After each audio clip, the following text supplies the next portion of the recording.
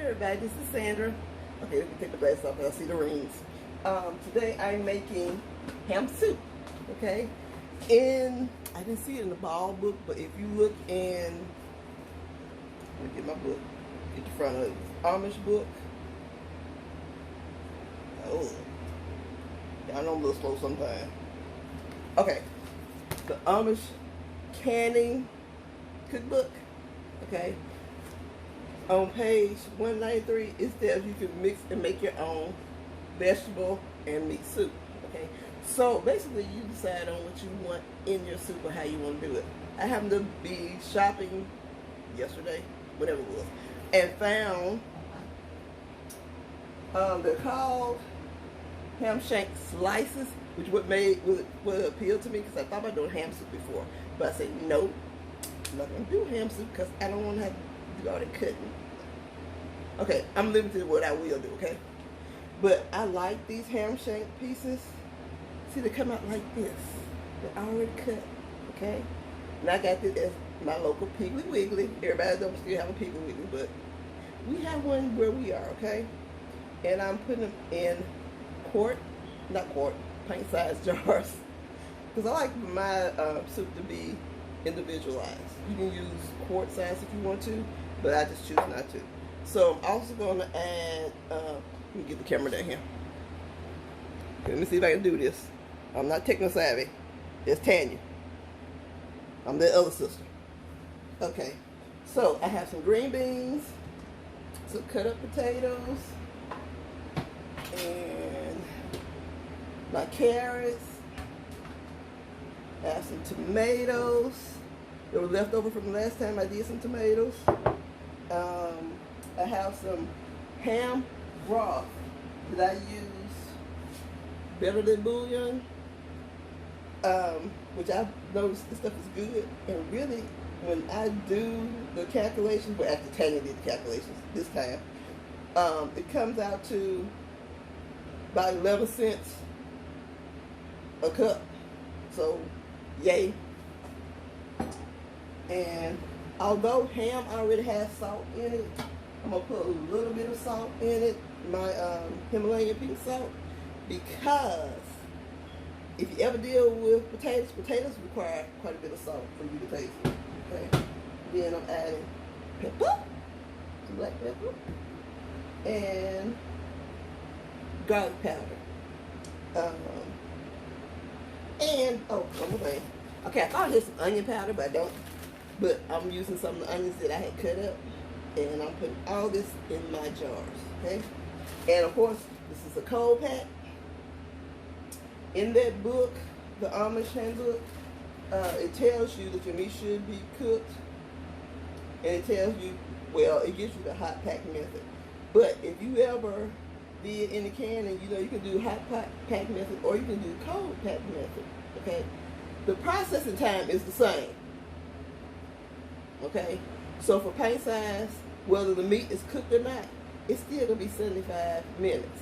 Okay, when you mix stuff together, whatever takes the longest to process individually, I should say, that's the temperature. That's how long you want to process it. Okay, and like I said, this is gonna go into my Presto canner. This is not going to be water bath, okay? It's going to be pressure canning.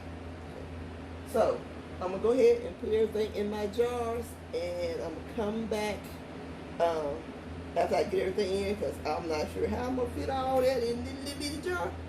But it's going to happen. I'm going to make it happen, Captain. Be back in a minute. Okay, I've gotten all of them canned up. I end up with 16 total, 8 on the bottom, 8 on the bottom, 8 on top. Because I really was thinking I was going to be able to get all 17 in, because they're wide mouth paint size jars. You can't get as many. Even though technically the paint jar is a paint jar, these are shorter and fatter because they're wide mouth. Okay, but anyway, this is what it looks like going in the canner. And like I said, I'm gonna let them process for 75 minutes. and I'll be back when I am done. Okay, it has been 75 minutes plus the cool down time, and you hear them popping? Yay! It smells so good, y'all. So if you guys love ham soup, let me encourage you to try this. Like I said, whatever flavors you like, that's what you put in it. Okay. You know, I really don't know whether this is really considered soup or stew because it's so chunky. But I like chunky soup. But that's just how Sandra flows, okay? But I am very happy with it. If it's anything like the chicken soup I did, well, there was chicken stew, which that was great too, okay? I'm sure I'll be happy with this as well. Look at it. Look at the ham. Look at it. Look at it. And it looks delicious, okay? It really looks delicious, and I'm very happy with the product. Also, let me also say that anytime you process anything with any fat in it, you're going to see a little residual of the fat. You see on the top of that Miller jar right there? You're going to see some of that in your canner, okay? And there's a few drops on this one. I'm not going to touch it because they're hot, okay? And let me show you the water. Because see, this is something that they didn't tell me. I had to learn that this is okay. So, here's the water. You see little droplets of fat in it? See if I put the light on, if that help. Okay. See little droplets of fat in it? It's okay sometimes to get some fat in your water, okay? The big thing is, with them joints right there seal. That's the big issue. So as long as they seal and you hear them popping and they stay sealed, we're fine. Once again, I put them out here. They're going to be undisturbed for the next 24 hours. If for any reason something does not seal, you know, the little bubble go down like it did on that one. If for some reason it does not seal, then you go ahead and eat it, okay? But anything after 24 hours, you might want to proceed with caution. So I give them up to 24 hours to seal. If I noticed later on, if I thought it was sealed, and then find out later on that the bubble pops back up, then I discard that, even if it's 48 hours. That's just me personally, okay? I go ahead and discard it, because if I didn't catch it within the 24-hour time period, I'm not going to risk myself or my family. It happens occasionally, but most of the time, they seal. If you follow the handbooks that you have that are approved by the National Center for something, I forget the name of it, what it is now. But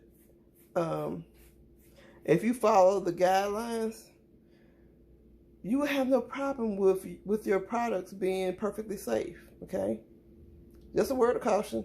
But until next time, like Tanya said, like, subscribe, leave a message, and hashtag leave a legacy. That's what she says all the time.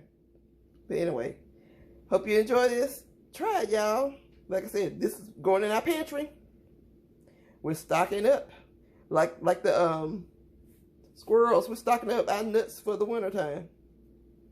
Because you never know when winter's going to come. Winter might come in the summertime. You never know. Anyway, y'all have a good one. And talk to you later.